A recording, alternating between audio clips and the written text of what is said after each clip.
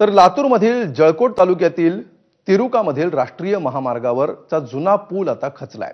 त्यामुळे गेल्या 8 दिवसांपासून उदगीर, घोणसी, तिरुका, जळकोट हा मार्ग वाहतुकीसाठी बंद करण्यात आलाय। गेल्या आठवड्यात झालेल्या अतिवृष्टीमुळे तिरू नदीला आलेल्या महापुरामुळे या पुलाच्या भागाखालील माती वाहून गेली। त्यामुळे पुलाच्या मध्यभागी सुमारे 10 फूट खोल भगदाड पडलं। त्यानंतर सुरक्षेच्या कारणासाठी वाहतूक बंद ठेवण्यात आली आहे। या मार्गावरून जाणाऱ्या नागरिकांची मोठी गैरसोय होती।